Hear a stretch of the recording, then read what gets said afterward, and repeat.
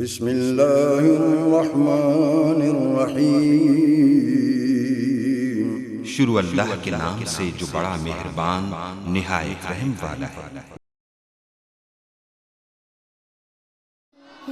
رب کو پیارے رب راضی ہے انہاں ان رب کو پیارے رب راضی ہے انہاں ایویں پیر چوم دے اسی اللہ والیاں دے ان رب کو پیارے رب راضی ہے ناتے ایویں پیر چوم دے اسی اللہ والیاں دے ان رب کو پیارے خالق دی کل خدائی انہاں دی بادشاہی خالق دی کل خدائی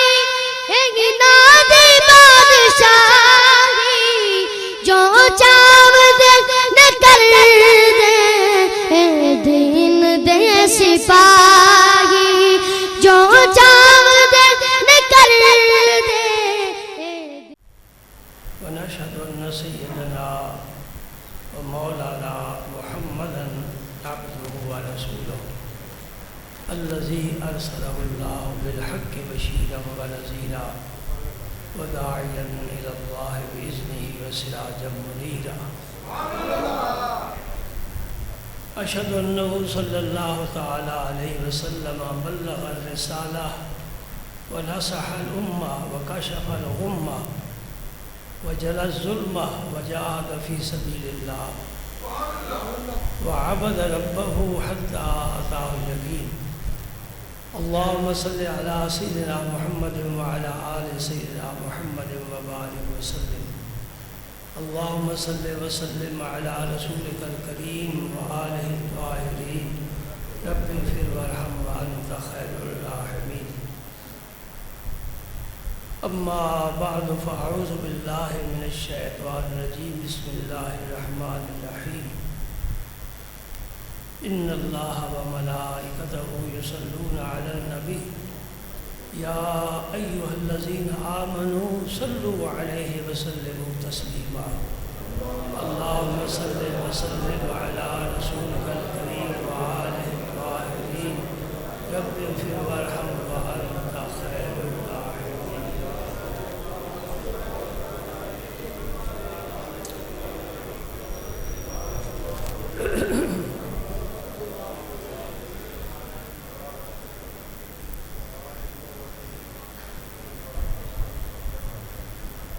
انسان دو چیزوں سے مرکب ہے، ایک اس کا جسم ہے اور ایک اس کی روح ہے۔ روح کے بغیر جسم کسی کام نہیں، اور جسم نہ ہو تو روح تو آتی ہی نہیں۔ کوئی مستقر ہونا چاہیے جہاں یہ اللہ کا نور آ کر ٹھہرے۔ اسی طرح مومن وہ ہے جس کا عقیدہ بھی درست ہو اور جس کے دامن میں عمل صالح بھی ہو۔ صرف عمل کا لفظ استعمال نہیں کیا، عمل صالح۔ ان الذین آمنوا وعملوا الصالحات، ایمان کے ساتھ قرآن پاک میں عمل صالح کا ذکر آیا ہے۔ عمل صالح کسے کہتے ہیں؟ جو سنت کے عین مطابق، یعنی یوں کہو بندہ مومن کا وہ عمل جس پر نبی پاک کی مہر لگی ہو۔ اگر رسول پاک کی زندگی پاک میں وہ عمل نظر نہیں آتا، اس کی اصل نہیں ملتی، یہ دو باتیں ہیں، وہ عمل نظر نہیں آتا یا اس کی اصل نہیں ملتی، وہ عمل صالح نہیں ہو سکتا، اور اگر عمل صالح نہ ہو تو وہ عمل قبول نہیں ہوتا۔ تو ہم نے دو چیزوں کی حفاظت کرنی ہے، پہلے وہ علماء سے حاصل کرنی ہے، پھر اس کی حفاظت کرنی ہے، پھر دعا مانگنی ہے کہ قبر کے کنارے تک وہ ہمارے ساتھ رہے۔ عقیدے میں ذرا بھی کمی بیشی ہو گئی، عمل ضائع۔ اتنی سی بات ہے، سارے قرآن پر ایمان ہے، لیکن اتنی سی بات ہے کہ نبی پاک کے بعد کوئی نبی آ سکتا ہے،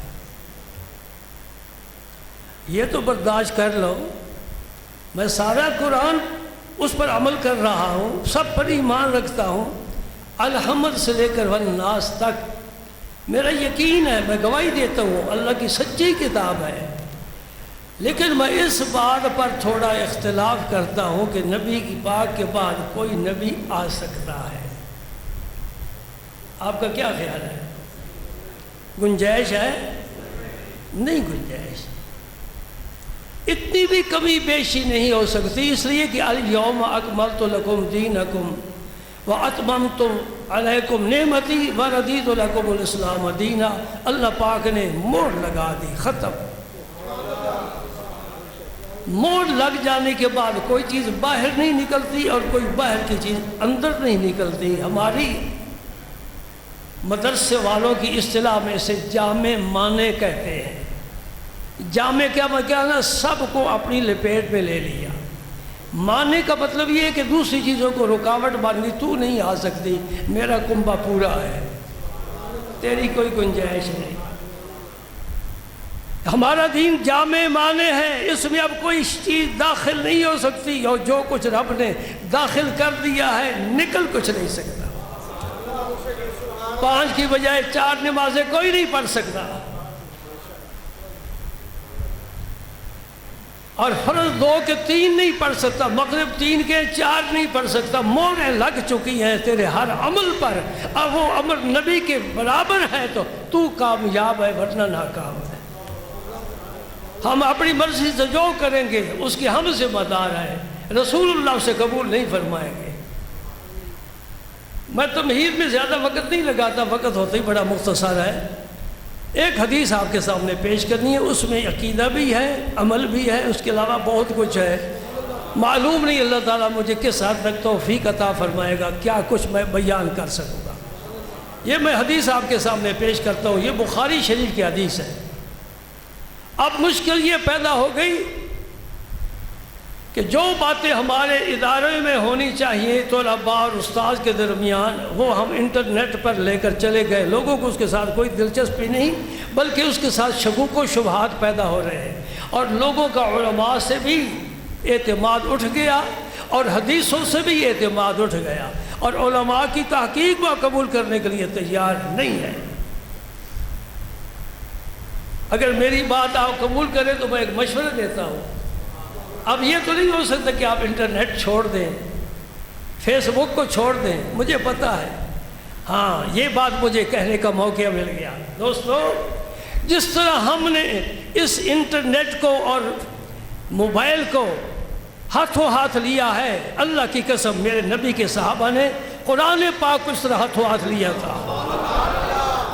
کتنا فرق ہو گیا، کہاں ہے زمین، کہاں ہے آسمان، کہاں گٹا کہاں پر بٹا، جس نسبت خاک رابع عالم پاک۔ خاک کو عالم پاک سے کیا نسبت ہو سکتی ہے؟ جس نے نبی کے پیچھے اللہ اکبر کہا، نبی نے سمع اللہ لمن حمدہ کہا، اس امتی نے ربنا لک الحمد کہا۔ نبی نے ہاتھ اٹھا دیے، اس نے بھی ہاتھ اٹھا دیے۔ نبی جہاد کر رہا ہے، وہ ساتھ جہاد کر رہا ہے۔ میرے رسول کے جہاں قدم پڑتے ہیں وہاں ان کے خون کے قطرے گرتے ہیں۔ وہ صحابہ آج وہ بھی نشانہ بنے ہوئے ہیں، آج وہ بھی نشانہ بنے ہوئے ہیں۔ کدھر جائیں؟ نہ نبی کو چھوڑا، نہ صحابہ کو چھوڑا، نہ اس امت کے ولی کو چھوڑا۔ تیرے پاس علم ہے کہ جہالت کا سمندر لیے پھرتا ہے۔ کتنے دکھ کی بات ہے، ہم تو اپنے کمرے میں بیٹھ کر ہی رونا روتے رہتے ہیں، اے اللہ یہ کیا ہو گیا، اس دنیا کو کیا ہو گیا۔ ایک چھوٹا سا منہ ہے، چھوٹی سی داڑھی ہے، تھوڑا سا علم ہے، ذرہ برابر، وہ بھی کہہ رہا ہے با یزید بستامی نے اپنے بیٹے کا نام با یزید کیوں لکھا ہے؟ 1400 سال میں کسی ایک 1000 سال سے زیادہ عرصہ گیا ہے، یہ سکت لسانی سے میں 1400 سال کہہ گیا، 1000 سال سے زیادہ عرصہ گزر گیا با یزید بستامی کو۔ آج دن تک کسی ولی نے، کسی عالم نے، کسی شریف انسان نے بھی یہ سوال نہیں اٹھایا کہ با یزید بستامی نے اپنے بیٹے کا نام یزید کیوں رکھا ہے۔ آج یہ سوال آ گیا، لوگ شک میں پڑ گئے۔ کہنے والے کیا کہہ گئے ہیں؟ حضرت جنید بغدادی کا نام کس سے نہیں سنا؟ انہیں اولیاء کرام سید الطائفہ کہتے ہیں، یعنی ولیوں کے سردار ہیں۔ طائفہ سے مراد اولیاء کرام ہیں۔ حضرت خواجہ جنید بغدادی نے فرمایا سنو میری بات، دل کے کان کھول کر سنو، آؤ گے تو تمہاری تسلی ہوگی، سنو گے تو کچھ پتہ چلے گا، ورنہ شکوک و شبہات میں ڈوبے رہو گے۔ تیرا میرا ایمان یقین پر مبنی ہے، شک میں جو گیا وہ گیا ہی گیا۔ ہم دنیا سے بھی یقین لے کر جانا چاہتے ہیں، یقین ہی ایمان کا دوسرا نام ہے، اور جو شک میں پڑ گیا اس کا ایمان بھی مشکوک ہو گیا۔ خواجہ جنید بغدادی نے فرمایا سن لو میرے دوستو، کوئی کہنا کہاں لکھا ہوا ہے؟ آج یہ بڑی بیماری ہے، انشاءاللہ میں کو یہ لکھا ہوا ہے۔ یہاں میں بے سورو بات نہیں کرتا، سنی سنائی کبھی نہیں کرتا، آنکھوں نے دیکھا ہے تو زبان پر بات آئی ہے، دیکھا ہی نہیں دکھاتا بھی ہوں۔ با یزید بستامی کے بارے خواجہ جنید بغدادی فرما رہے ہیں جس طرح ملائکہ میں، فرشتوں میں جبریل امین کا مقام ہے، ولیوں میں با یزید بستامی کا مقام ہے۔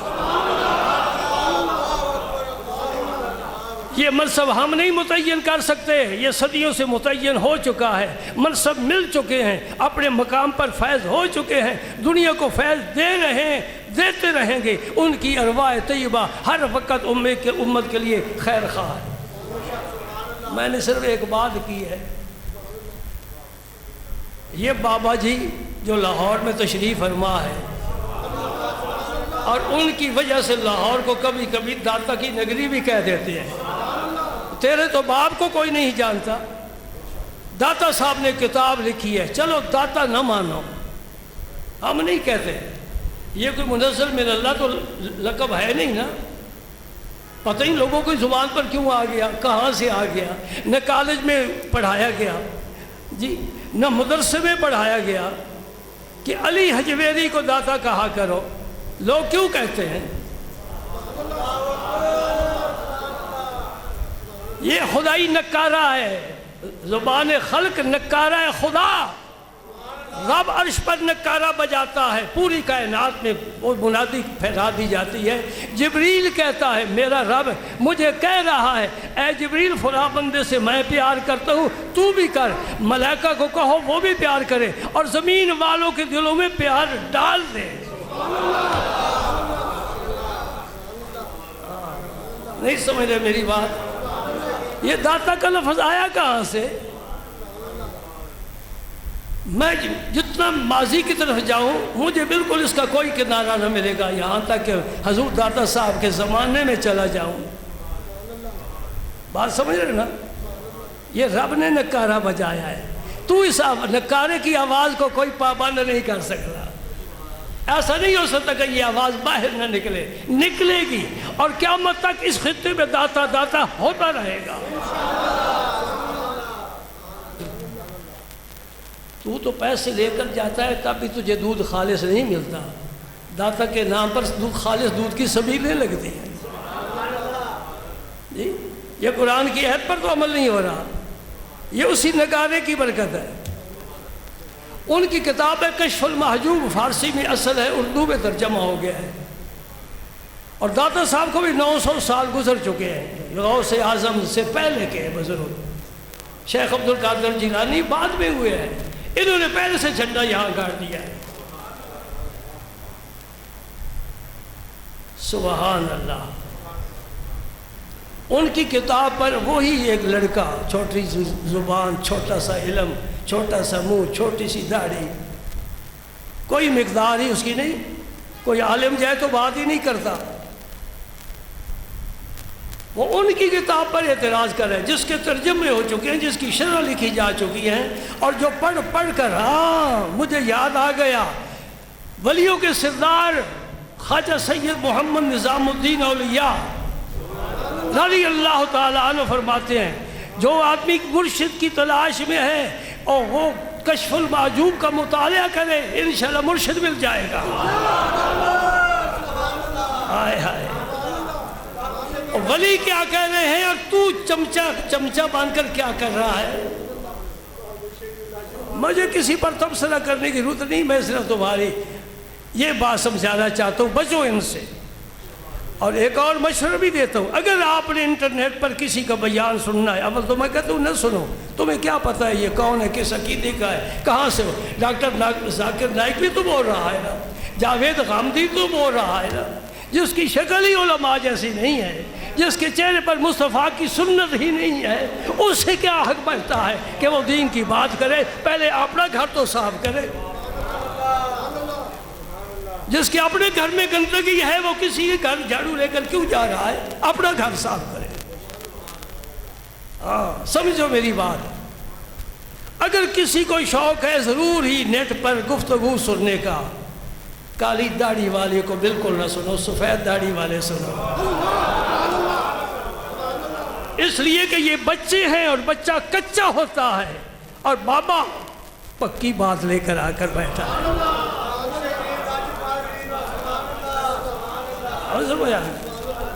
بھائی 15 منٹ تو یوں ہی گزر گئے. ایک حدیث پاک یہ اس کے لیے مجھے تو 1 گھنٹہ چاہیے کم از کم. یہ حدیث ہے جناب بخاری شریف کی، راوی ہیں ابو سعید بن معلہ رضی اللہ تعالیٰ عنہ. میں کتاب سامنے رکھ کر بیٹھتا ہوں، کوئی یہ نہ کہے کہ یوں ہی بول رہا ہے. فرماتے ہیں غور سے سننا، اس میں تمہیں میرے رسول کی عظمت پتہ چلے گی. اللہ نے اپنے حبیب کو کتنی عظمت عطا فرمائی ہے. سبحان اللہ سبحان اللہ. اور جب نبی کی عظمت دل پر جلوہ فگن ہوگی، یہ بات بھی یاد رکھنے کا ہے، پھر تیرا جی خود بخود چاہے گا کہ میں حضور کے طریقے پر چلوں. اب تو مجھے طریقے بہت سے مختلف نظر آتے ہیں نا، یہ اختلاف کیوں ہے؟ ایک کام میں بھی ہمارا اتفاق نہیں ہے. اور کتنے بیٹھے ہیں؟ 100 نہیں 150 آدمی ہوگا. ایک کام میں بھی، ایک عمل میں بھی ہمارا اتفاق نہیں ہے. تو کیوں تم چاہتے ہو کہ علماء میں اختلاف ہو، سارے ایک ہی بات کریں؟ ایسا نہیں ہو سکتا. ہم 150 آدمی ایک عمل پر متفق نہیں ہیں. سب کو پتہ ہے کہ حضور کا طریقہ کیا ہے. میں اس کے طریقے کے خلاف کر رہا ہوں، کیوں نہیں ادھر لوٹ کر آ جاتا؟ ہدایت کا راستہ تو وہی ہے نا جہاں سے نبی گزرے ہیں، اس کے علاوہ کوئی ہدایت کا راستہ نہیں. پھر ان سے انحراف کیوں کرتا ہے؟ سن لے پہلے آیت قرآن پاک کی، وَمَن يُشَاقِقِ الرَّسُولَ مِن بَعْدِ مَا تَبَيَّنَ لَهُ الْهُدَىٰ وَيَتَّبِعْ غَيْرَ سَبِيلِ الْمُؤْمِنِينَ نُوَلِّهِ مَا تَوَلَّىٰ وَنُصْلِهِ جَهَنَّمَ وَسَاءَتْ مَصِيرًا. یہ غالباً سورہ النساء ہے، آیت نمبر 115، اگر میرے حافظے نے میرا صحیح ساتھ دیا ہے. بلکہ نیٹ پر آپ یہ آیت تلاش کر سکتے ہیں. وَمَن يُشَاقِقِ الرَّسُولَ مِن بَعْدِ مَا تَبَيَّنَ لَهُ الْهُدَىٰ، حق کا راستہ واضح ہونے کے بعد جو رسول کے راستہ چھوڑ کر کسی اور طرف جاتا ہے، وَيَتَّبِعْ غَيْرَ سَبِيلِ الْمُؤْمِنِينَ، اور ایمان والوں کا راستہ بھی چھوڑ کر چلتا ہے، اللہ پاک فرماتے ہیں نُوَلِّهِ مَا تَوَلَّىٰ، جدھر جاتا ہے ہم جانے دیں گے، وَنُصْلِهِ جَهَنَّمَ، اور جب آئے گا میں اسے دوزخ میں ڈالوں گا، وَسَاءَتْ مَصِيرًا، یہ بڑا برا ٹھکانہ ہے. اس کا معنی یہ ہوا نبی کی ذات تو بڑی عظمت والی ہے، ایمان والوں کا راستہ بھی ہمیں چھوڑنے کی اجازت نہیں ہے، ورنہ گم ہو جائیں گے، گمراہ ہو جائیں گے. اس سے علماء نے مسئلہ نکالا ہے کہ جس مسئلے پر صحابہ کا اجماع ہوا ہے وہ مسئلہ اتنا ہی یقینی ہے جتنا قرآن و حدیث سے ثابت مسئلہ یقینی ہے. قرآن کا انکار کرنا کفر، حدیث کا انکار کرنا کفر، اجماع کا انکار کرنا کفر۔ اسی سے صحابیت اور خلافت ابو بکر صدیق ثابت ہوتی ہے۔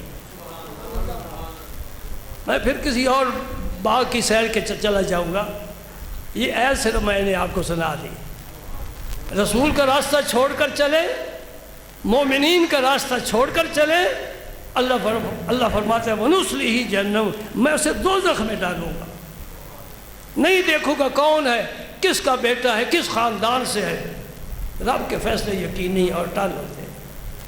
ابو سعید بن معلّہ فرماتے ہیں میں نماز پڑھ رہا تھا، آج صحابہ اور کام کیا کرتے تھے؟ قرآن پڑھتے تھے، نماز پڑھتے تھے، جہاد کرتے تھے اور نبی کی رخ پاک کا دیدار کیا کرتے، یہی ان کا بہترین شغل تھا۔ فرماتے ہیں میں نماز پڑھ رہا تھا تو حضور نے مجھے بلایا، فدعانا النبی، بھائی وہ کتنی بلندی پر ہے جسے اللہ کا نبی یاد فرما رہا ہے، سبحان اللہ۔ حضور نے مجھے بلایا چونکہ میں نماز پڑھ رہا تھا، اب نماز کو تو چھوڑ نہیں سکتا۔ اب دو چیزیں آ گئی، ادھر نماز ہے، ادھر نبی پاک کا پکارنا ہے۔ نماز پڑھوں کہ نبی کی بات سنوں؟ علی کا اور فیصلہ ہے، ابو بکر کا اور فیصلہ ہے۔ علی نے نماز کو چھوڑ دیا، حضور کی زلفیں بکھری ہوئی ہیں آغوش میں، کہا کوئی بات نہیں، نماز جاتی تو چلی جائے، میں دونوں جہانوں کی دولت سمیٹ کر بیٹھا ہوں، میں اس سے سمیٹ کر بیٹھا ہوں کہ جنبش لب ہو تو قرآن نکلتا ہے، جنبش لب ہو تو حدیث نکلتی ہے۔ میرے رسول پاک کی زبان سے پوری زندگی یا قرآن نکلا ہے یا حدیث نکلی ہے، اور وہ کتنے خوش قسمت لوگ ہیں جو مطالعہ کرتے ہیں، یا قرآن کا کرتے ہیں یا حدیث کا کرتے ہیں۔ فرماتے ہیں میں نے نماز ختم کی اور میں حاضر ہو گیا۔ حضور نے پوچھا کہ دیر سے کیوں آیا ہے؟ میں نے کافی وقت سے تجھے بلایا ہے۔ یا رسول اللہ نماز پڑھ رہا تھا۔ فیصلہ ٹھیک کیا ہے نا؟ حضور فرماتے ٹھیک کیا تم نے، لیکن نہیں، آپ نے فرمایا تو نے قرآن پاک کی یہ آیت نہیں پڑھی، یا ایھا الذین آمنوا استجیبوا للہ وللرسول اذا دعاکم۔ جب اللہ بلائے یا اللہ کا رسول بجائے فوراً آ جایا کرو، قربان جاؤ۔ یہ ہے تو انہوں نے پڑھی ہوئی تھی نا، لیکن آج اس کا معنی اور مفہوم آج سمجھ میں آ رہا ہے۔ میرے رسول کی بات پر عمل کرنا اتنا ضروری ہے کہ حالت نماز میں بھی اگر تمہیں پتہ چلے کہ میرا یہ عمل حضور کے عمل کے خلاف ہے، نماز کبھی نہیں ہوگی۔ کیا مطلب ہے؟ قیام کے بعد رکوع ہوتا ہے، پھر سجدہ ہوتا ہے، یہ حضور کا عمل ہے۔ آپ قیام کے بعد سجدے میں چلے گئے، رکوع نہیں کیا، ہو جائے گی نماز؟ نہیں نہ ہو۔ یہی بات تو میں سمجھانا چاہتا ہوں۔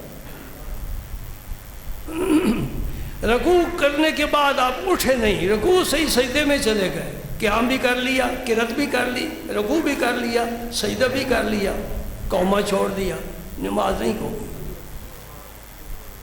اگر ہم نماز میں نبی کی اتنی پیروی کرتے ہیں تو اپنی زندگی میں رسول پاک کے عمل کو کیوں شامل نہیں کرتے؟ حضور نے فرمایا یہ ہے تو نے پڑھی؟ جی نہیں، مجھے خیال نہیں۔ فرمایا یہاں میں اس حدیث کی شرح لکھنے والوں کی دو باتیں عرض کرتا ہوں جنہوں نے اس حدیث کی شرح لکھی ہے، بڑے بڑے محدثین اور شارحین۔ وہ فرماتے ہیں کہ جب آدمی نماز پڑھ رہا ہے، حضور نے بلایا ہے، تو وہ کیا کرے؟ سب نے لکھا ہے، خواہ کوئی بریلی کا عالم ہو، خواہ کوئی دیوبند کا عالم ہو، کوئی اہل حدیث ہو، سارے اسلام کے جتنے فرقے ہیں سب علماء نے لکھا ہے کہ نماز کی حالت میں رسول پاک بلائیں، نماز چھوڑ دے، رسول پاک کی خدمت میں حاضر ہو جا۔ اب مجھے یہ سمجھاؤ، نماز افضل ہے کہ اللہ کے نبی کی حاضری افضل ہے؟ نماز چھوڑی جا رہی ہے اور رسول پاک کی حاضری اللہ نے فرض فرما دی ہے. چھوڑ دو میری عبادت، میری بندگی چھوڑ دو، میرے حبیب کے پاس چلے جاؤ. اچھا پھر ہم سوچتے ہیں کہ جدھر قبلہ ہے حضور ادھر ہی تو نہیں بیٹھے، ہو سکتا ہے ادھر آپ تشریف فرماؤ دوسری سمت، تو قبلے سے رخ پھر جائے تب بھی نماز ٹوٹ جاتی ہے. آدمی چلے تب بھی نماز ٹوٹ جاتی ہے. اور حضور اگر کو پوچھے تو جواب دینا پڑے گا، تو بات کرنے سے بھی نماز ٹوٹ جاتی ہے. اور اگر حضور بلا کر کسی کام کے لیے بھیج دیں، کام پر چلا جائے تو نماز کدھر گئی؟ کدھر گئی؟ مجھے کیا غرض تھی قیام سے، مجھے کام کیا تھا سجود میں، تیرے نقش پاک کی تلاش رہی جو جھکا رہا میں نماز میں. بات کہتا چلوں، رب نے کبھی نماز نہیں پڑھی، کس کی پڑھے؟ نماز میں قیام ہے، رب قیام سے پاک ہے. نماز میں رکوع ہے، جھکنا ہے، رب جھکنے سے پاک ہے. نماز میں سجدہ ہے، رب اس سے بری ہے، اس کی بندگی عبادت. تو ہم جو نماز پڑھتے ہیں یہ اللہ نے تو پڑھی نہیں، یہ رسول پاک نے پڑھی اور پڑھ کر دکھائی اور فرمایا اس طرح پڑھو جس طرح مجھے دیکھ رہے ہو. اور نماز میں ساری نبی پاک کی ادائیں ہیں. حضور کھڑے ہیں، ہم کھڑے ہیں، حضور نے ہاتھ باندھے ہوئے، ہم نے ہاتھ باندھے ہوئے. حضور کیا پڑھ رہے ہیں؟ قرآن پاک، فاتحہ شریف پہلے، ہم بھی وہی پڑھتے ہیں. حضور رکوع میں گئے، ہم بھی رکوع میں جاتے ہیں. کون سی تسبیح پڑھی؟ سبحان ربی الاعلیٰ نہیں پڑھا، سبحان ربی العظیم پڑھا. ٹھیک ہے. اور یہ سارا کام کرتے گئے، 1 رکعت 2 رکعتیں 3 رکعتیں 4 رکعت ہو گئی. اب ہم تشہد کیوں بیٹھے؟ نبی پاک بیٹھے، عبدہ و رسولہ کہا، ہمارا ایمان تازہ ہو گیا. نماز ختم، واجبات ختم، فرائض ختم، سلام پھیر دے نہیں، ابھی درود پڑھنا ہے. جس کی ادائیں اپنا رہا ہے اس کی بارگاہ میں سلام تو پیش کر، سلام پیش کر. آقا تیرا کرم ہے، مجھے اپنے رب کے حضور جھکایا ہے، بٹھایا ہے، پڑھایا ہے، سمجھایا ہے، سنایا ہے. تو علماء نے یہاں 2 رائے ہیں. ہمارے علماء کی ایک ہی رائے ہے، دوسری نہیں. بعض علماء کہتے ہیں جب واپس آئے تو نماز اثر 9 شروع کرے، اس کی نماز پہلے ہی ختم ہو گئی. ہمارے علماء سے کیا مراد ہے؟ جنہوں نے ہمیں عقیدہ دیا ہے، جنہوں نے ہمیں عمل دیا ہے، جن کی تحقیقات ہمارے پاس ہے، جن پر ہمیں اعتماد ہے کہ تقویٰ میں پرہیزگاری میں بے مثال تھے، علم میں لاجواب تھے. سمجھ گئے؟ بہت کچھ دیکھنا پڑتا ہے نا. آج جس نے یہاں نکٹائی لگائی ہو، یہ عیسائیوں کا شعار ہے. کسی قوم کا شعار مسلمان نہیں اپنا سکتا. حضور نے فرمایا من تشبہ بقوم فہو منہم، جو کسی قوم سے مشابہت اختیار کرے گا اسی قوم میں شامل ہو جائے گا. کل ہو سکتا ہے عیسائیوں میں شامل ہو جائے. میرے نبی پاک نے یہ کام نہیں کیا، صحابہ نے نہیں کیا، کسی ولی نے نہیں کیا، کسی پیر و مرشد نے نہیں کیا، کسی عالم نے، کسی فقیہ نے، کسی شیخ الحدیث نے، شیخ التفسیر نے، کسی صوفی نے، کسی زاہد نے یہ کام نہیں کیا جو یہ کام کر رہا ہے. عیسائیوں کا شعار استعمال کر رہا ہے. میں پینٹ کی نفی نہیں کرتا، اس نکٹائی کی نفی کر رہا ہوں. یہ عیسائیوں کا شعار ہے، ان کا مذہبی دینی شعار ہے. جو یہ اپنائے گا وہ انہی میں شامل ہو جائے گا. وہ تمہیں کیا ہدایت دے سکتا ہے؟ صرف اتنی بات ہے کہ انگلش جانتا ہے، انگلش بولتا ہے. زبان سے کچھ نہیں ہوتا، ایمان سے سب کچھ ہوتا ہے. ہمارے علماء فرماتے ہیں کہ نماز کی حالت میں رسول پاک نے بلایا، جہاں نماز ہے وہیں چھوڑ دے، رکوع میں رکوع چھوڑ دے، سجدہ ہے سجدہ چھوڑ دے. ایک کلمہ کا ہے، دوسرے باقی چھوڑ دے، فوراً پہنچ جا. اور جو حضور حکم دے اس کی تعمیل کر، جس کام کے لیے بھیجے چلا جا. حضور گفتگو فرمائے، حضور سے گفتگو کر. حضور کھانے کے لیے کہے بیٹھ جا، میرے ساتھ کھانا کھا. سنتے ہو؟ الحمدللہ میں نبی پاک کے غلاموں سے بات کر رہا ہوں. محبت والوں سے بات کر رہا ہوں، میں دیوانوں سے بات کر رہا ہوں۔ یہاں کوئی بدعقیدہ نہیں آتا، اگر آئے گا اس فقیر کا بیان سن کر انشاءاللہ خوش عقیدہ ہو جائے گا انشاءاللہ، کیونکہ ہم سینے کے زور سے نہیں بولتے، ہم علم کے اور دلائل کے زور سے بولتے ہیں۔ میرے سامنے شرح موجود ہے اس حدیث پاک کی، بخاری کی، میں تمہارے سامنے پیش کر سکتا ہوں، وہی پڑھ کر میں سنا رہا ہوں۔ کیا فرماتے ہیں؟ حضور نے بلایا چلا جائے، قبلے سے منہ پھر گیا پھر جائے، چلنا نماز کے منافی ہے کوئی بات نہیں، حضور سے بات کرنا یہ بھی نماز کے منافی ہے کوئی بات نہیں، کوئی بات نہیں۔ کیوں؟ قبلے سے پھرا ہے، قبلے کی طرف رخ کر لیا ہے، قبلے سے پھرا ہے۔ کیسا خوبصورت شعر ہے، حاجیو آؤ شہنشاہ کا روضہ دیکھو، کعبہ تو دیکھ چکے، کعبے کا کعبہ دیکھو۔ اور حاجیوں سے پوچھ لو، تم بھی جا کر دیکھ لینا، کعبہ شریف کا پرنالہ ہے، جہاں سے میزاب رحمت، جو اسے میزاب رحمت کہتے ہیں، وہ حتیم میں گرتا ہے۔ حتیم بھی کعبے کا حصہ ہے، اس کے اندر چلے جاؤ، یوں سمجھو کعبے کے اندر ہم آ گئے۔ اور یہ حتیم مدینہ پاک کی طرف ہے، اور وہ کعبہ شریف کا جو پرنالہ ہے وہ بھی مدینہ پاک کی طرف ہے۔ عاشق لوگ نکتہ نکالتے ہیں، طواف کرنے والے کو کعبہ ہاتھ کا اشارہ کر کے کہتا ہے کیا میرا طواف کرتا ہے؟ وہ ہے میرا کعبہ، میرا قبلہ وہ ہے۔ ہاں دوستو، میں جذبات پہ تو نہیں آیا، میری بات سنو سمجھو۔ کعبہ تو خدا کے شریک لے کر 360 بت لے کر بیٹھا تھا، اس کعبے کو پاک کس نے کیا؟ میں آخری بات کہہ رہا ہوں، اس کائنات میں میرے نبی پر کسی کا احسان نہیں، اللہ کا سب سے بڑا احسان ہے، وہ اس کائنات سے ماورا ہے۔ کعبے پر بھی میرے نبی کا احسان ہے، کعبے پر بھی میرے نبی کا احسان ہے۔ جب میرے آقا تشریف لائے، جال حق و زہق الباطل ان الباطل کان زہوقا، یہ حضور پڑھتے تھے، چھڑی سے بت کو مارتے تھے، بت سر کے بل گرتا تھا۔ سبحان اللہ۔ تو ہمارے علماء نے فرمایا، حضور نے بلایا چلا جائے، حضور گفتگو فرمائے گفتگو کر لے، حضور کھانا تناول فرما رہے کہ بیٹھ جاؤ کھاؤ، کھاتا رہے۔ جب حضور اجازت دیں آ جاؤ، اسی مسجد میں اسی جگہ کھڑے ہو جاؤ۔ ہاں جی، اب فرماتے جو پہلے پڑھ چکی وہ قائم ہے، باقی پڑھ لو، تیری نماز نہیں ٹوٹی۔ عظمت مصطفیٰ کا میں نے جھنڈا گاڑ دیا نا اس حدیث پاک کے سہارے، یہ میرے مصطفیٰ کی عظمت ہے۔ اسے صرف ایک بشر انسان نہیں سمجھنا، اولا مکان کا سیاح ہے، سدرہ منتہا اس کے قدموں کے نیچے ہے، عرش معلیٰ سے وہ گزر چکا ہے، اور ان وادیوں میں جا رہا ہے جہاں نہ یہ ہے نہ وہ ہے، نہ کہاں ہے نہ وہاں ہے، کچھ بھی ہے۔ جی ہت ختم، سبحان اللہ۔ مسئلہ سمجھ میں آ گیا؟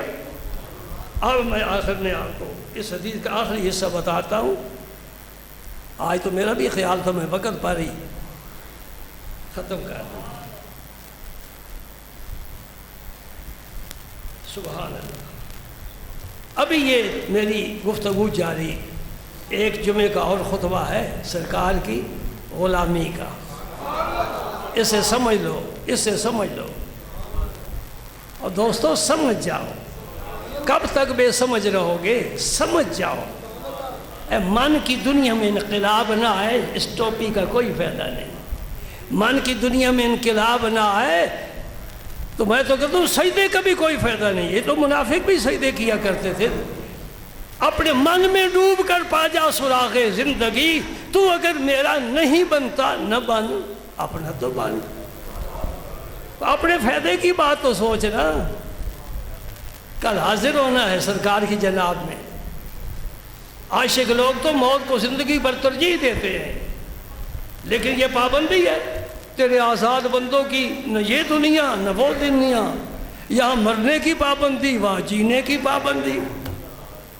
اقبال کہتے مجھے تو کہیں بھی سکون نہیں ملتا، یہاں بھی تو ہم پابند ہیں. اللہ اکبر اللہ اکبر. نبی کریم صلی اللہ علیہ وسلم مسجد میں تشریف فرما تھے. آپ اٹھے اور اس صحابی کا آپ نے دست مبارک پکڑ لیا. ابو سعید بن معلّہ ان کا دست مبارک پکڑ لیا. آہا محبت والے اس پر بھی وجد کرتے ہیں. سرکار نے بلایا, یہ بڑا کمال. حضور نے اب میرا دست مبارک پکڑ لیا, بڑا انعام, اور فرمایا میں مسجد سے نکلنے سے پہلے تجھے قرآن پاک کی وہ سورت بتاؤں گا جو سب سے بڑی سورت ہے.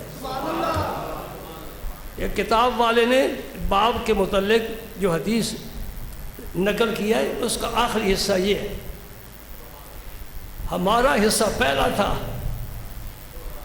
فرمایا میں مسجد سے نکلنے سے پہلے اس وقت کیوں نہیں بتا دیا؟ طالب علم کا شوق دیکھنے کے لیے. اس میں شوق کی چنگاری لگا دی نا تاکہ شعلہ زن ہو. طالب علم میں جب تک شوق نہ ہو.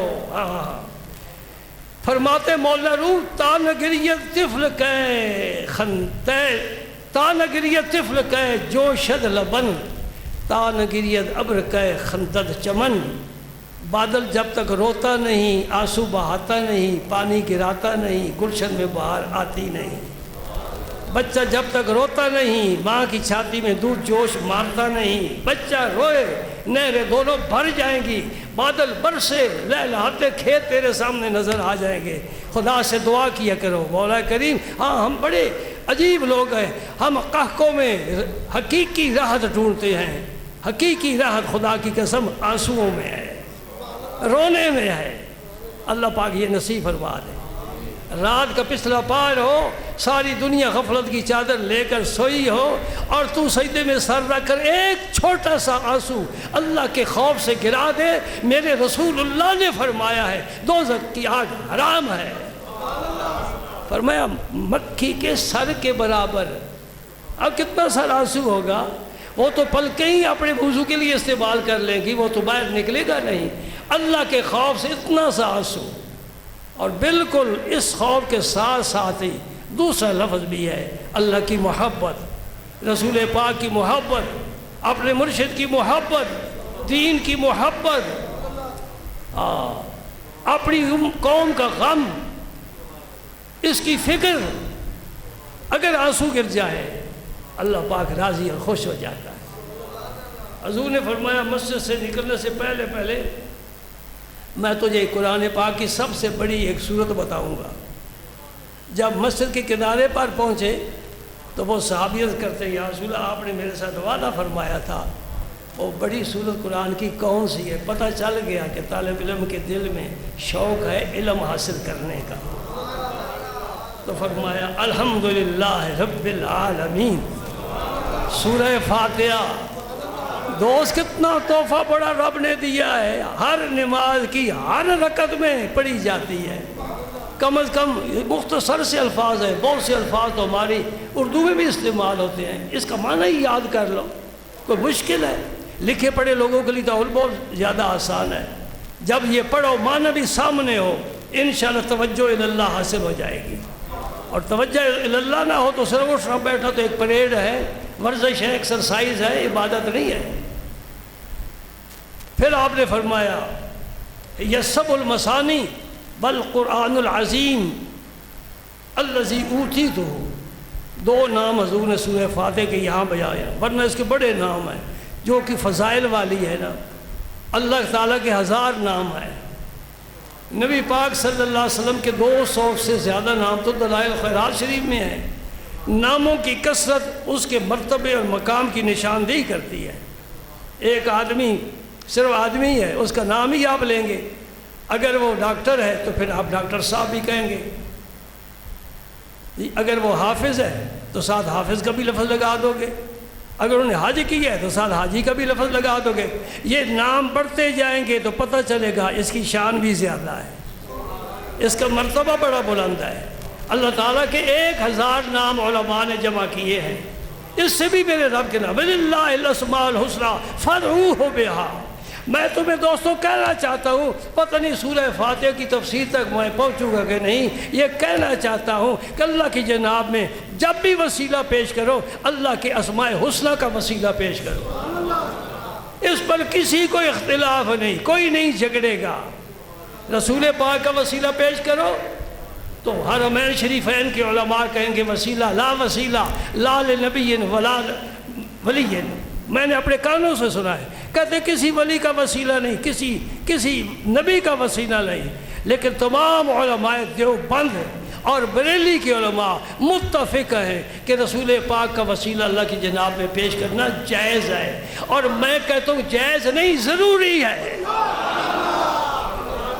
ہم کون ہوتے ہیں رب سے بات کریں، ہم کون ہوتے ہیں رب کو پکاریں؟ یہ میرے رسول کا کرم ہے۔ تجھے پتہ ہے قرآن یہ کتاب ہے اللہ کی، یہ میرے رسول نے بتایا ہے۔ پتہ ہے کہ پاکیزگی کیسے حاصل ہوتی ہے، جسم گندا ناپاک ہو گیا۔ وہ یورپ والے جو صرف غازت و گالوں پر لگا لیتے ہیں لیکن ان کے جسم کی طہارت تو نہیں ہوتی، یہ رسول پاک نے فرمایا۔ 2 نام بتائے سورہ فاتحہ کے، بڑے فضائل ہیں بھائی، آدھ گھنٹہ تو اور ہونا چاہیے، سورہ فاتحہ کا بھی ذکر ہو جائے۔ یہ اگر آپ سنیں تو آپ کا اور شوق بڑھ جائے گا۔ قرآن پاک کی ہر سورت 1 مرتبہ زمین پر نازل ہوئی ہے، یہ سورہ فاتحہ 2 مرتبہ نازل ہوئی ہے، 1 دفعہ مکہ مکرمہ میں، 1 دفعہ مدینہ پاک میں۔ یہ اس کی فضیلت ہے کہ جبریل امین 2 دفعہ یہ سورت لے کر آئے، اس لیے یہ بار بار پڑھی جاتی ہے، اور جو بار بار پڑھی جائے اسے مسانی کہتے ہیں، اس کا تکرار کیا جائے۔ 7 اس لیے کہتے ہیں کہ اس کی 7 آیات ہیں بالاتفاق۔ بسم اللہ شریف اس کا جز نہیں ہے، اس کی 7 آیات ہیں اور اس کے 19 حرف ہیں۔ اب میرے پاس ٹائم نہیں، میں ساری تشریح کیسے کروں۔ حضور نے فرمایا یہ 7 المثانی، یہ 7 المثانی ہے۔ 7 اس لیے کہ 7 آیات ہیں، مثانی اس لیے کہ اس کا تکرار کیا جاتا ہے۔ اور فرمایا والقرآن العظیم، اے میرے پیارے صحابی میں کیوں نہ پورا تعارف ہی کرا دوں۔ یہ سورت 7 آیات والی صرف سورت نہیں، یہ مکمل قرآن عظیم ہے۔ اس کی تفسیر علماء نے بیان فرمائی، حضور محبوب الہی نے بھی بیان فرمائی۔ میں قربان جاؤں ان پاک لوگوں پر جنہوں نے ہمیں یہ نعمتیں اور تحفے عطا فرمائے۔ کتنے نفیس تھے، کتنے لطیف تھے، کتنے بلند مقام کے مالک تھے۔ آپ فرماتے قرآن پاک میں جتنا کچھ رب نے بیان کیا ہے اسے سمیٹ کر سورہ فاتحہ میں رکھ دیا ہے۔ آئی سمجھ؟ اب یہ پورا قرآن ہے، قرآن العظیم ہے۔ اب سورت فاتحہ پڑھو گے تو یوں سمجھ لو میں نے قرآن پاک کا مجمل ساری تلاوت کر لی ہے۔ اور پھر میں آپ سے رخصت ہوتا ہوں، 10 منٹ آپ کے میرے زیادہ لے لیے، کوشش کروں گا کیونکہ فیکٹریوں سے کچھ ملازمین بینک سے آتے ہیں، انہیں دیر ہو جاتی ہے، مجھے بولتے بولتے احساس نہیں ہوتا، جس طرح آپ کو سنتے سنتے احساس نہیں ہوتا۔ میں نے 2 کلاک سامنے لگائے ہوئے ہیں، دیکھتے ہو نا، کبھی کسی نہیں کہا مولوی جی وقت ہو گیا ہے، مولوی جی وقت ہو گیا ہے۔ اور باقی جو مسجد تمہاری وہاں تو بولنے نہیں دیتے، کھڑے ہو جاتے ہیں، بولو بس جی بس ٹائم ہو گیا۔ کیا وجہ ہے؟ تم کیوں نہیں بولتے؟ کہو محبت ہے، محبت ہے، آتے محبت سے ہو، محبت سے آتے ہو۔ اللہ پاک سے برکت عطا فرمائے۔ اور جب تک خطیب اور سامع کے درمیان رشتہ محبت کا قائم نہیں ہو سکتا، خطیب کے سینے کا فیض سامعین کی طرف جا سکتا ہی نہیں۔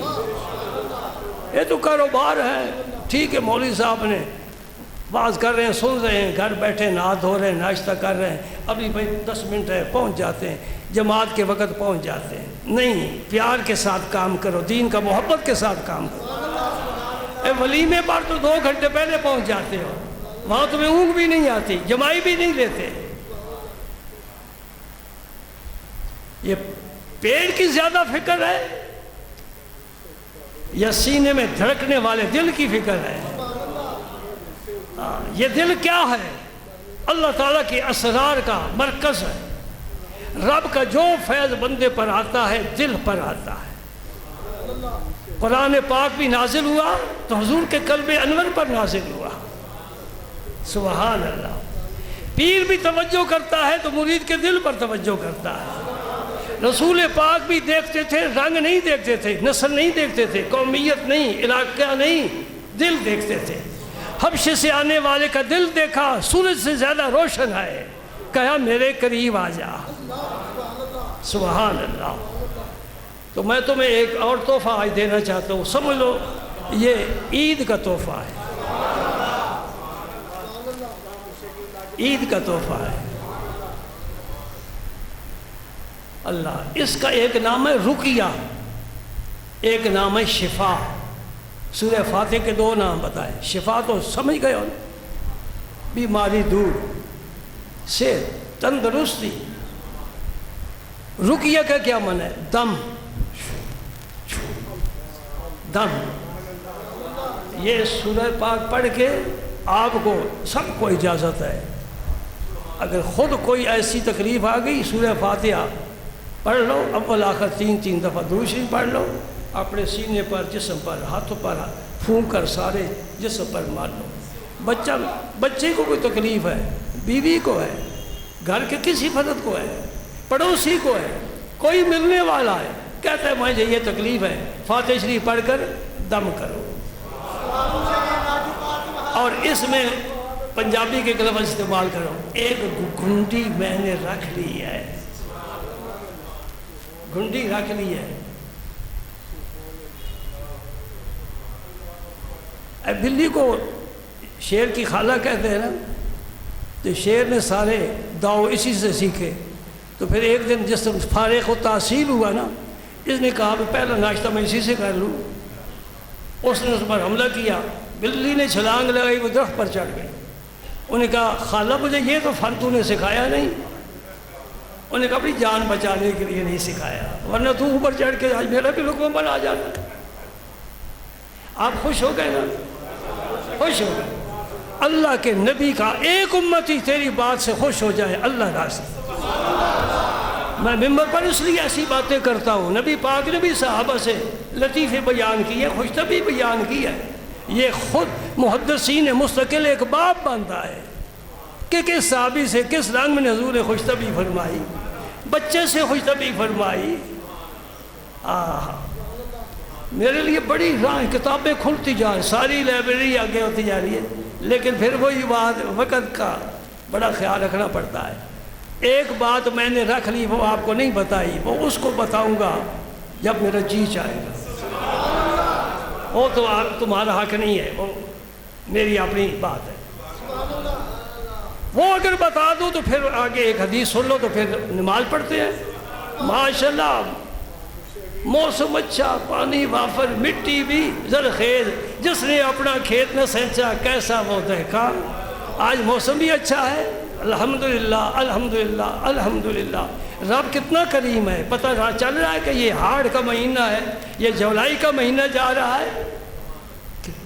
رمضان کیسا آپ کا پیارا گزر گیا، ہم کیسے رب کا شکر ادا کریں۔ روزے کی فرضیت آئی، گرمی نے خوب اپنے آپ کو چمکایا، بن کر آئی، ہم نے کہا سہم گئے، روزہ بھی ہے، گرمی بھی ہے۔ میرے رب نے کہا میں رحمان اور رحیم ہوں، فکر نہ کر، میں تیرے لیے سہولتیں پیدا کر دوں گا۔ سبحان اللہ، سبحان۔ صحابہ کرام کی جماعت سفر سے واپس آ رہی ہے مدینہ پاک، ایک قبیلے کے قریب اترے، قبیلے والوں نے پرواہ ہی نہ کی، حالانکہ عرب لوگ بڑے سخی ہوتے ہیں، اتنے سخی ہوتے ہیں کہ رات کو پہاڑ پر آگ جلاتے ہیں تاکہ کوئی قافلہ آگ دیکھے تو سمجھ جائے یہاں کوئی قبیلہ ہے، وہ آ جائے، ہمیں ضیافت کا موقع ملے۔ مرغ رکھے ہوتے ہیں، آذانیں پڑھیں، کتے رکھے ہوتے ہیں، بھونکیں۔ سبحان اللہ۔ عرب جب فخر کرتے تھے نا اپنی سخاوتہ، تو ایک کہتا ہے ہم کثیر الرماد ہے، رماد خاکستر کو، راکھ کو کہتے ہیں جو چولہے میں تیار ہوتی ہے، ہم وہ لوگ ہیں، ہمارے چولہے کی راکھ بہت زیادہ ہے۔ یہ بھی کوئی فخر والی بات ہے؟ پتہ چلا راکھ اس کی ہوتی ہے جس کے چولہے میں آگ زیادہ جلتی ہے، آگ زیادہ وہ چلاتا ہے جس کا کھانا زیادہ پکتا ہے، کھانا زیادہ اس کا پکتا ہے جو مہمان نواز ہوتا ہے۔ گجرات کے شہریوں کو میں نہیں چھیڑتا، میں دیہاتیوں کی بات کر رہا ہوں، میں خود بھی دیہاتی ہوں۔ دیہاتی اس معاملے میں شہریوں سے بہت آگے ہیں۔ سبحان اللہ، ہم نے دیکھا ہے اللہ نے مدد فرما دی صحابہ کی۔ انہوں نے کہا بڑے بے مربت ہے قبیلہ، انہوں نے ہمیں پوچھے ہی نہیں، ہم مسافر ہیں، ان پر فرض ہے۔ ابتدائی اسلام میں یہ حکم تھا کہ اگر قبیلے والے تمہاری ضیافت نہ کریں، زبردستی ضیافت ان سے لو، خود جا کر ان کی بکریاں ذبح کرو، تمہیں اجازت ہے۔ لیکن اب ذرا نرمی کر دی گئی۔ اتفاق ایسا کہ ان کے سردار کو سانپ لڑ گیا۔ اب انہیں خیال ہے یہ جو پاک لوگ بیٹھے ہیں، چمکتے چہرے، نورانی چہرے، ان کے پاس جاتے ہیں، کوئی ہو سکتا ہے دم کرنے والا ہو۔ دم تو بہت پرانا ہے زمانے جاہلیت کا، اس دم کو، اس تعویذ کو رسول پاک نے شرک فرمایا ہے۔ آج سعودیہ میں جو تعویذ کھینچ کر پھینک دیتے ہیں وہ اس تعویذ کی بات کرتے ہیں، اس میں شرک ہوتا تھا۔ آج قرآن پاک کی آیات لکھ کر دیتے ہیں ہم، وہ شرک نہیں ہے، وہ حدیث، اس حدیث سے ثابت ہے، میرے پاس حوالہ موجود ہے۔ عبداللہ بن مسعود کو حضور نے دم سکھایا، وہ فرماتے ہیں جو چھوٹے بچے ہوتے تھے ان کو ہم، بڑے بچے ان کو یاد کرا دیتے تھے، اور جو چھوٹے یاد نہیں کر سکتے ہم لکھ کر تعویذ بنا کر ان کے گلے میں ڈالتے تھے۔ یہ کتاب میرے پاس ہے، میں سعودیہ کے سارے مولویوں کو کہتا ہے اس کا مطالعہ کرو۔ ظالموں تمہیں پتہ نہیں کہ اس کے گلے میں جو تعویذ ہے اس کی قرآن پاک کی آیات لکھی ہے، تو ادھر پھینک رہا ہے۔ اتنی تجھے دشمنی اناد ہے اس خطے سے، پاکستانیوں سے زیادہ نفرت کرتے ہیں، اور ہم بھی ان سے محبت نہیں کرتے، اس لیے کہ وہ عرب ہے ہی نہیں۔ اہل عرب سے محبت کرنا ہمارا ایمان ہے۔ حضور نے فرمایا اہل عرب سے محبت کرو، اس لیے کہ میں عربی ہوں، قرآن کی زبان عربی ہے اور جنت کی زبان بھی عربی ہے۔ ہم اہل عرب سے محبت کرتے ہیں، ان ڈاکوؤں سے محبت نہیں کرتے۔ یہ تلواریں لے کر آئے، انہوں نے خلافت عثمانیہ کا خاتمہ کیا، حرمین پر قبضہ کیا۔ آج کیا ہو رہا ہے تمہارے سامنے ہے، وہ سارے گنبد گرائے جو جنت البقیع میں تھے۔ حضرت امام حسن پاک کا گنبد تھا، حضرت عثمان غنی کا گنبد تھا، وہ سارے گرائے۔ یہ دین ہے تیرے پاس، اتنی عامریت ہے کہ اس خطے کا نام رسول اللہ نے جزیرۃ العرب رکھا ہے، انہوں نے نام ہی بدل دیا ہے۔ تمہیں کیا حق پہنچتا ہے؟ کل نہیں تھے، کل پھر نہیں ہوگے۔ یہ شہنشاہیت کا مجھے پہلے ثبوت پیش کرو۔ نبی پاک کیوں نہیں علی کا ہاتھ پکڑ کر جب یہ فرما رہے ہیں من کنت مولا فعلی مولا ہو، کب حضور نے فرمایا؟ غدیر خم کے موقع پر، آپ حجۃ الوداع سے فارغ ہو کر واپس مدینہ پاک تشریف لا رہے ہیں، صحابہ کا مجمع ہے، فرمایا من کنت مولا فعلی مولا ہو، جس کا میں مولا ہوں علی بھی اس کا مولا ہے۔ کیوں نہیں فرما دیا میرے بعد میری خلافت کا حقدار علی ہے؟ حضور فرما دیتے۔ شہنشاہت کا کوئی اسلام میں حصہ نہیں ہے، اور سرکار کے آخری ایام ہیں، آپ بیمار ہیں اور مسجد میں نہیں تشریف لا سکتے۔ دوستوں دکھ کی بات ہے، حضور نے صحابہ سے فرمایا اخرج الیہود والنصارى من جزیرۃ العرب، یہودیوں کو جزیرہ عرب سے نکال دو، عیسائیوں کو جزیرۃ العرب سے نکال دو۔ اس خطے کا نام نبی پاک نے جزیرۃ العرب رکھا ہے۔ یہ نام تم نے سعودیہ عربیہ کہاں سے لیا ہے؟ تمہیں کیا حق پہنچتا ہے؟ یہ عالم اسلام کا یہ محلہ ہے، تو اکیلا تو اس کا مالک نہیں ہے نا، تیرے باپ کی جائیداد ہے۔ عیاشی کرنے کے لیے بیٹھے ہوئے ہیں، اور ان مولوی کو بڑی تنخواہیں دے کر ابھارتے ہیں کہ جو پاکستانی ہے اس کی ذلت کرو، اس کو اللہ اکبر اللہ اکبر اللہ اکبر استغفر اللہ۔ اے اللہ مسلمانوں کی مدد فرما۔ اور پھر دوستی ہے امریکہ سے دوستی ہے، کیونکہ امریکہ تو ان کا محسن ہے، یہ حکومت اس نے لے کر دی ہے۔ میں ایک بات کہنا چاہتا ہوں دوستو، سنو، ہو سکتا ہے آپ کو پسند نہ آ رہا ہو، یہ نہ کہنا یہ سیاسی باتیں کر رہا ہے، یہ سیاسی نہیں، یہ ہماری دینی باتیں ہیں۔ میرے نبی خود تلوار لے کر میدانوں میں جاتے تھے، صحابہ کو لے جاتے تھے، مشورے ہوتے تھے، لشکر تیار ہوتے تھے، خوب تیاری ہوتی تھی۔ ایک بات کہنا چاہتا ہوں، توجہ فرما رہے ہیں آپ؟ اور تیرے پاس اتنی دولت ہے کہ تیرے اولاد جو ہے وہ غیر ملکوں میں جا کر عیاشیاں کرتی ہے، تو کیوں نہیں عالم اسلام کو اپنے ساتھ ملا کر جہاد کا اعلان کرتا؟ بولو، جہاد فرض ہے مسلمانوں پر۔ قرآن پاک میں جہاد کی آیتیں ہیں، اگرچہ کالجوں سکولوں سے نصاب سے نکال دی جائیں کوئی فرق نہیں پڑتا، قرآن قیامت تک قائم ہے۔ یہ نصاب بدلتے رہتے ہیں۔ مومن کے سینے میں جو دل دھڑکتا ہے اس میں ایمانی غیرت اور ایمانی جرت ہے۔ میں کہتا ہوں سعودی عرب کو، چونکہ وہ نام رکھا ہے نا، تو تمہیں بتانے کے لیے مجھے نام استعمال کرنا پڑتا ہے۔ ان کے پاس بڑی طاقت ہے، بڑی دولت ہے، خود خاندان ہی پتہ نہیں کتنا پھیلا ہوا ہے۔ جو ان کا تھا نا بڑا، اس کی 99 بیویاں تھیں، 99 بیویاں۔ یہ آن ریکارڈ بات ہے، موجود ہے، اور 120 سے زیادہ اولاد تھے۔ ایک کا یہ کنبہ ہے کہ پورا محلہ آباد ہو جاتا ہے۔ تو کتنے بیٹے ہیں، کتنے پوتے ہیں، کتنے پڑ پوتے ہیں، کتنی نسل پھیل گئی۔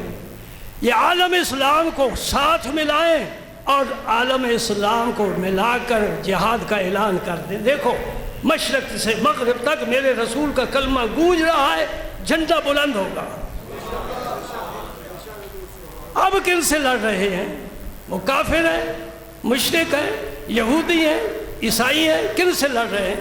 اپنی ساری دولت پر ضائع کر رہے ہیں، فساد پھیلایا ہوا ہے۔ اللہ پاک ہدایت دے۔ تو میں یہ عرض کر رہا ہوں کہ صحابی کو بلایا، کو دم کرنا ہے، ہاں ہم جانتے ہیں۔ صحابی نے جا کر دم کیا، کیا پڑھا؟ یہی سورہ فاتحہ پڑھی۔ دوسرے دن پھر جا کر دم کیا، تیسرے دن پھر جا کر دم کیا۔ وہ ان کا جو سردار تھا نا، وہ چنگا بھلا ہو گیا۔ آپ نے فرمایا کہ ہم نے تم سے بکریاں لینی ہیں۔ انہوں نے 120 بکریاں پیش کی، 100۔ ہم تو پیر صاحب کو 2 انڈے بھی نہیں دے سکتے۔ اللہ اکبر ہے۔ 120 بکریاں لے کر صحابہ مدینہ پاک پہنچے۔ اب بعض صحابہ کہنے لگے کہ یہ جائز نہیں ہے، تم نے غلط کام کیا ہے، قرآن پڑھا ہے اور اس پر اجرت لی ہے، قرآن پر اجرت لینا جائز نہیں ہے۔ اس صحابی نے کہا بھائی جائز ناجائز کی بات کیوں کرتے ہو، سرکار تشریف فرما ہے۔ واہ بھائی واہ، کسی مفتی کی ضرورت نہیں ہے، کوئی قاضی نہ بولے، سرکار تشریف فرمائے، خود ہی شریعت ہے امی لقب لیکن محبوب رب ہے، علم کا خزانہ لے کر آیا ہے۔ یہ عقیدہ رکھو، علم غیب کی بات نہ کرو، کہو علم کا خزانہ رب نے اپنے حبیب کو عطا فرمایا، کوئی نہیں تمہارے ساتھ اختلاف کرے گا، کوئی نہیں جھگڑے گا، علم کا خزانہ رب نے دیا ہے۔ وَعَلَّمَكَ مَا لَمْ تَكُنْ تَعْلَمْ۔ کیوں باتیں اٹھاتے ہو؟ ان کا باتوں کا کوئی فائدہ نہیں، جھگڑا نہیں، ترازو نہیں ہے۔ ہم کہاں سے علم لا کر رکھیں اور وزن کریں؟ ہماری کیا حیثیت ہے؟ وَمَا أُوتِيتُم مِّنَ الْعِلْمِ إِلَّا قَلِيلًا۔ رب فرماتا تجھے میں نے تھوڑا سا علم دیا ہے۔ نبی کو فرمایا وَعَلَّمَكَ مَا لَمْ تَكُنْ تَعْلَمْ، جو تم نہیں جانتے تھے میں سارا ہی علم دے دوں۔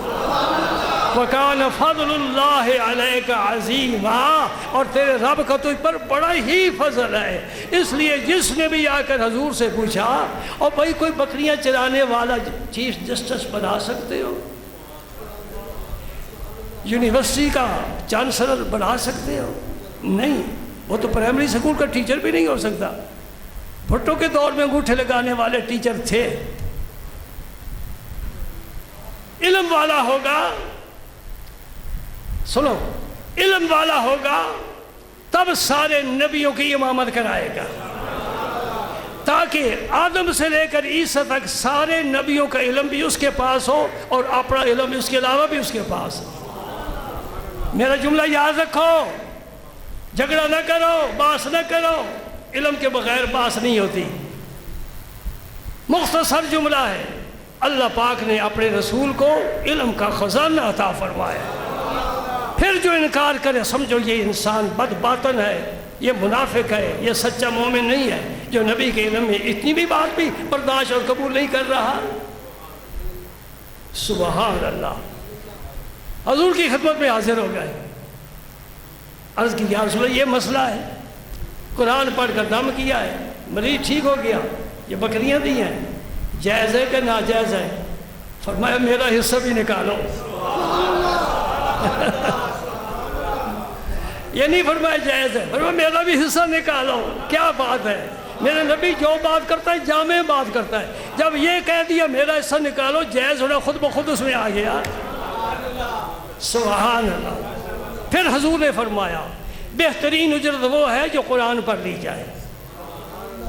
قرآن سے افضل کوئی کتاب نہیں۔ تم نے قرآن پڑھا ہے، پورا مہینہ تراویح پڑھائی ہیں، قرآن سنایا ہے، محلے میں کوئی ہوتا تو وہ آگے بڑھ جاتا، یہ اتنا ملتان سے دور سے کیوں آیا ہے؟ اس لیے کہ محلے میں ایک بھی نہیں، ایم اے ملیں گے، بی اے ملیں گے، معاف رکھنا، ڈاکٹر ملیں گے، انجینئر ملیں گے، مسلح پر کھڑے ہونے والا کوئی نہیں ملے گا۔ اگر یہ کھڑا ہو گیا ہے تو خدمت کرو اس کی، مہینے سال کے بعد مہینہ آیا ہے۔ 1 لاکھ چندہ ہو، اب 1 لاکھ تو مولوی کو دینا، اوئے ہوئے دل کی حرکت بڑی تیز ہو گئی، لاکھ دے دیا جائے اس کو یوں ہی، اب 20,000 دے دو کافی ہے۔ دوسرا کہے کہ نہیں چلو 5,000 اور شامل کرنا، چلو بڑا زور لگایا 30,000 دے دو بہت۔ وہ ایک فاتحہ شریف 3 دن پڑھ کر دم کیا، صحابی کا کتنا زور ختم ہوا، کتنا خون خشک ہوا، 120 بکریاں لے کر جا رہا ہے، اور نبی کہہ رہا ہے میرا بھی حصہ نکالو۔ میں اللہ کا واسطہ دے کر ہاتھ باندھ کر کہتا ہوں، مسجد والوں کا احترام دلوں میں پیدا کرو۔ تیرے ایمان کی حفاظت مسجد والے کر رہے ہیں، مدرسے والے تیرے عقیدے کی حفاظت کر رہے ہیں، اور تمہیں پتہ نہیں، جس طرح میں فوجی جوانوں کا ہمیشہ ہی ممنون رہتا ہوں کہ ہم مزے کی نیند سوتے ہیں رات کو، اس لیے کہ ہمارا بیٹا بارڈر پر ہوشیار کھڑا ہے، ہمارے جہاز ہمارے راڈار کام کر رہے ہیں، ہمارے فوج کے جتنے بھی شعبے ہیں سارے ہر وقت تیار ہیں، اس لیے گھروں میں مزے کی نیند سوتے ہیں۔ اسی طرح تمہارے دلوں میں یہ بات ڈالنا چاہتا ہوں کہ تمہیں کوئی پتہ نہیں کہ اسلام کے خلاف اس کونے سے کیا آواز نکلی ہے، اس کا کیا کرنا ہے۔ یہ علماء کا کام ہے، وہ آواز اٹھائے گا، ادھر سے گولا پھینک دے گے۔ یہ کتابیں لکھی جا رہی ہیں، الحمدللہ ورنہ آج دن تک یہ تیرا دین بالکل تباہ و برباد ہو چکا ہوتا۔ اس کو علماء نے سنبھال کر بچا کر تجھ تک پہنچایا ہے، 1400 سال کا عرصہ طے کرے، ابھی قیامت تک انشاءاللہ جاتا رہے گا۔ حدیثوں کو دیکھا ہے، راویوں کو دیکھا ہے، ایک ایک بات کو پرکھا ہے، کہا یہ صحیح نہیں ہے اس کو پھینک دو، یہ صحیح ہے یہ آگے پہنچاؤ۔ علماء کا احترام کرو، مسجد کے ائمہ کا احترام کرو، ان کی خدمت کرو۔ آپ تو گھر سے ایک رات بھی باہر نہیں رہ سکتے، رات کے 2 بجے بھی واپس آنا پڑے، کہتے گھر ہی جانا ہے۔ یہ بیچارے کئی مہینے مسجد میں پڑے ہیں، گھر ان کا کہاں ہے؟ بہاولپور سے آیا ہے، رحیم یار خان سے آیا ہے، یہاں تمہیں کوئی ملتا ہی نہیں۔ میری بات سمجھ رہے ہو؟ کوئی اندر جا رہی ہے، مشکل ہے۔ آپ تو ٹھیک کمائیاں کرتے ہو، کہتے ہیں میرے گھر کا جو کیا ہے، کیا کہتے ہیں اسے، بجٹ وہ مہینے کا 1 لاکھ سے زیادہ ہے۔ میں کہا کبھی مولوی صاحب کی بھی خبر لی ہے تو نے؟ لیکن میں پھر بھی اللہ کا شکر ادا کرتا ہوں، مولا کریم تیرا بڑا کرم ہے، تو نے ہمیں نیچے رکھا ہوا ہے۔ ہمارے اگر جیبوں میں بھی لاکھوں روپے ہوتے، ہم بھی اپنے بچوں کو ان انگریزی سکولوں میں داخل کراتے جن کی بڑی فیسیں ہیں، چونکہ مولوی فیسیں نہیں دے سکتا، کہتا پتر ایتھے میں تین قرآن پڑھانا۔ آخری بات میں کہنا چاہتا ہوں، یہ میرے ہاتھ میں کتاب ہے حدیث پاک کی، رسول کریم صلی اللہ علیہ وسلم نے فرمایا، یہ قیامت کے دن فیکٹریوں والے، کارخانہ دار، یہ بزنس مین، یہ ٹرانسپورٹر، یہ زمیندار، مربوں کے مالک قیامت کے دن دیکھتے رہ جائیں گے، اس بچے کو جس نے قرآن حفظ کیا ہے، رسول کریم نے فرمایا، اللہ پاک فرمائیں گے تیرا کوئی مقام نہیں ہے، اس جنت میں تیری کوئی کوٹھی نہیں ہے، تیرا کوئی محل نہیں ہے، تو قرآن پاک پڑھنا شروع کر اور چڑھنا شروع کر، قرآن پڑھنا شروع کر اور چڑھنا شروع کر، جہاں قرآن ختم ہوگا وہاں تیری منزل ہوگی۔ اللہ اکبر، یہ نبی پاک کا فرمان میرے ہاتھ میں ہے۔ اس دن پھر تیرے بیٹے اور میرے بیٹے کا مقابلہ ہوگا نا۔ یہ میرے پاس ماشاءاللہ 100 کے قریب میرے بیٹے ہیں، یہ سب میری اولاد ہے جن کی فکر ہم کرتے ہیں۔ دیکھنے میں بڑے چھوٹے چھوٹے تھے، کمزور کمزور ہیں، ہم بھی وہ فروٹ لاتے ہیں جو اپنے بچوں کو نہیں کھلاتے۔ آپریشن کر رہا ہوں نا، آج صحت ہو جائے گی انشاءاللہ۔ یہ بات تو مجھ سے کوئی وہ تنخواہ دار مولوی نہیں کہہ سکتا، اس لیے کہ وہ خود بتانا تمہارا ممنون ہے اور تمہارا محتاج ہے، اور اس عاجز کو کسی کی محتاجی نہیں ہے، صرف تمہاری یہ محتاجی ہے کہ جمعے کے دن آ جایا کرو، 2-4 مسئلے سن لیا کرو، تمہارے یہ بھی تمہارے فائدے کی بات ہے۔ رب نے مجھے اخلاص دیا ہے، ورنہ میرا بھائی پاس ہوا ہے تو مجھے تو بڑی آرام کی زندگی گزارنی چاہیے، سکون کی زندگی۔ اب میں مطالعہ بھی نہیں کر سکتا، اس کے باوجود گھنٹہ ہو چکا ہے مجھے بولتے ہوئے۔ کیوں یہ کام کر رہا ہوں؟ اے اللہ، ہو سکتا ہے اس وجہ سے تو مجھ سے راضی ہو جا، میرے نبی کا دین تو پھیلاتا رہا۔ 30 سال اس مسجد میں ہو گئے مجھے خطبہ دیتے ہوئے جمعے کا، 30 سال۔ ویسے میں نے خطابت 65 سے شروع کی تھی، جب جنگ شروع ہوئی تھی اس وقت سے میں خطابت شروع کی ہے، آج تک الحمدللہ ممبر رب نے مجھے عطا فرمایا اور میں اللہ کا دین پھیلا رہا ہوں، تم تک پہنچا رہا ہوں۔ تمہاری خوش قسمتی ہے کہ میری بات جو میں قرآن و حدیث کے حوالے سے کروں اسے قبول کرو، اس پر عمل کرو، گھر کا نظام بدل دو، ٹیلی ویژن دیکھنا چھوڑ دو، بیوی بچوں سے کہو قرآن پڑھو، اذان سنو، مصلی بچھاؤ، نمازیں پڑھو، تیرے ہاتھ پر تسبیح ہو، تیری زبان پر درود پاک کے نغمے ہوں۔ کیا پتہ ہے کس وقت اسرائیل لینے کے لیے آ جائے، خدا کی قسم یہ دلہن اس خوشی کے ساتھ جائے گی، یا ایتھا النفس المطمئنہ ارجعی الی ربک راضیۃ مرضیہ، فرمائے گا رب فادخلی فی عبادی وادخلی جنتی، میرے بندوں میں داخل ہو جا، میری جنت میں داخل ہو جا۔ سب ٹھاٹھ پڑا رہ جائے گا جب لاد چلے گا بنجارا، کاروبار ٹھپ، کوٹھی کو تالے، گاڑی غیر لے گئے، بینک پر کوئی اور قابض ہو گیا، کیا لے گیا؟ وہ عمل جو زندگی میں کرنا نصیب ہو گیا۔ گھروں کا نظام بہتر بناؤ اور اپنا گھر اس طرح بناؤ جس طرح نبی پاک اور صحابہ کے گھر تھے، صاف ستھرے رکھو، صاف ستھرے رکھو۔ اللہ اکبر۔ ہاں تو میں عرض کر رہا ہوں کہ اس بچے نے قرآن پڑھا ہے، کسی گاؤں کا ہے، غریب ماں باپ کا ہے، اس کی کوئی حیثیت نہیں اپنے گاؤں میں، لیکن اس نے قرآن پڑھا ہے۔ آپ سنو ایک اور حدیث، آپ شاید تھک جائیں، میں حدیث بیان کرتا تھکتا نہیں، بلکہ میں اگر بوڑھا ہوں تو حدیث بیان کروں تو میں جوان ہو جاتا ہوں، میرا شباب لوٹ آتا ہے، مجھے رسول پاک کی یاد آتی ہے، میرے دل کے غنچے کھلنے لگ جاتے ہیں، میری روح وجد کرتی ہے۔ میں کن کی باتیں کر رہا ہوں؟ لوگوں نے چھوڑ دی ہیں، ہمارے گھروں میں یہ باتیں نہیں ہوتی۔ یہ میری بیان کی کیسٹیں لے جایا کرو، گھر بچوں کو یہ سنایا کرو، انشاءاللہ گھر کا ماحول تمہارا دینی مذہبی ہو جائے گا۔ کیا لینا ہے اس فیشن سے، کیا لینا ہے اس دنیا داری سے؟ عزت والا کون ہے نبی کے بعد؟ ابو بکر صدیق۔ کس طرح یہ عزت پائی؟ نبی کی غلامی میں، نبی کی غلامی میں ابو بکر صدیق نے عزت پائی، سب صحابہ نے عزت پائی۔ حدیث پاک آخری سن لو بس، آج کی آخری حدیث، من قرأ القرآن وعمل بما فیہ البس والداہ تاجین یوم القیامہ۔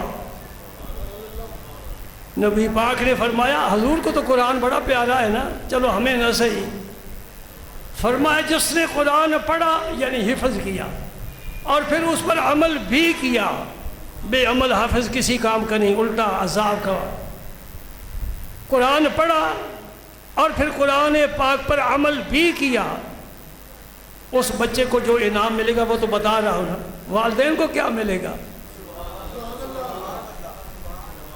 یہ تو چھوٹا تھا نا، باپ اسے ماں نے گھر سے تیار کیا، باپ اسے لے کر مدرسے میں آ گیا۔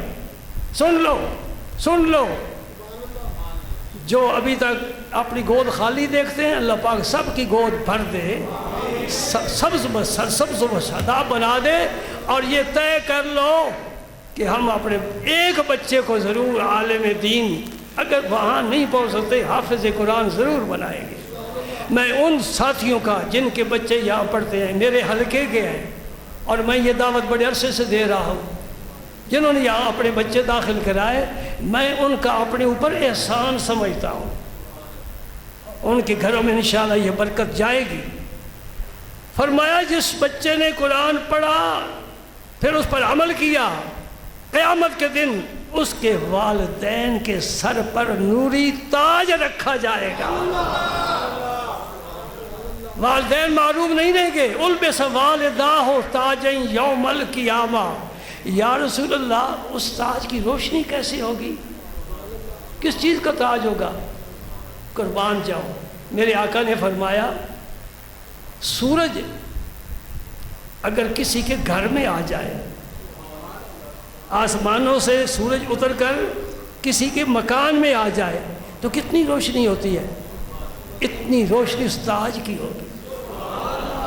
دور سے پہچانے جائیں گے کہ اس کا بیٹا حافظ قرآن ہے، یہ حافظ قرآن کے والدین ہے۔ اب لاؤ میرے سامنے ذرا دنیا کا نقشہ پیش کرو، کون سا ایسا نصاب ہے، کون سا کورس ہے، کون سی ایسی ملازمت ہے، کون سا ایسا منصب ہے، حتیٰ کہ وزیر اعظم ہو، صدر مملکت ہو، وہ بیچارہ مصیبت میں کوئی گرفتار ہے، تو نے اپنی قوم سے عدل کیا ہے، انصاف کیا ہے کہ نہیں کیا؟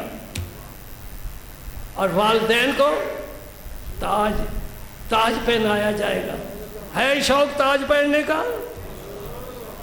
یہاں تو ممبری کا بڑا شوق ہے نا، اور کچھ نہیں، ایم پی اے ہی بن جائے، ایم این اے ہی بن جائے، وزیر نہیں بنتے، چلو کوئی مشیر ہی بن جائے، کچھ تو بن جائیں۔ اور میں کہتا ہوں کچھ نہ بن تو صرف انسان ہی بن جا، وہ انسان بن جا تو سب کچھ بن گیا۔ وآخر دعوانا الحمدللہ۔